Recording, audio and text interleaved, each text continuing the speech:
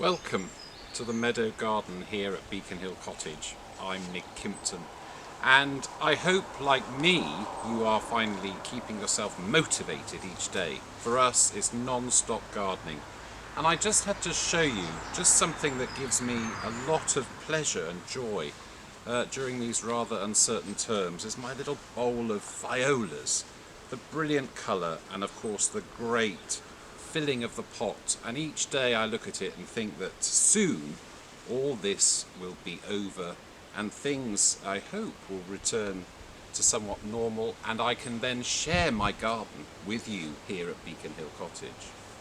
I'm going to do a very quick design for you here in a basket. I've got some foliage already gone in, some daphne and a little bit of choicea, and a little bit of friend, my little blue tit, has popped into the basket as well.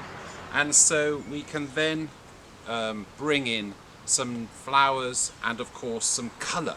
And I think that's the way forward. I really think that that's the way forward this summer, is bright colour.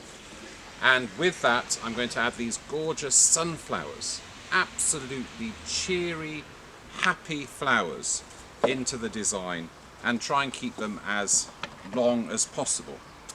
We're so fortunate that, of course, it's been so sunny. The weather's been brilliant.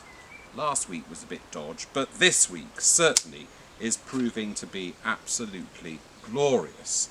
And of course, the weeds that we are trying to keep up at bay, you turn your back for a few days, and a few have popped up already. So their card is marked, and I should be making sure that they disappear later on today. So we're just putting in those sunflowers into our design, into our lovely country basket here in sunny Kent.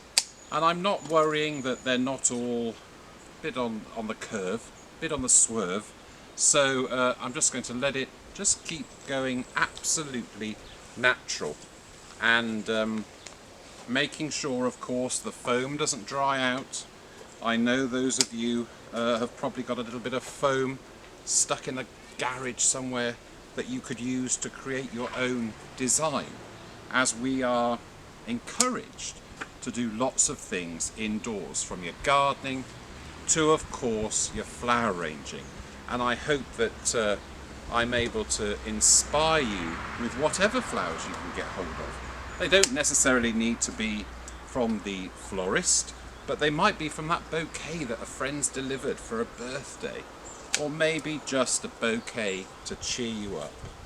But here, putting in our sunflowers, rather gorgeous, and of course bringing in that much needed colour into our lives. I'm going to put in one more.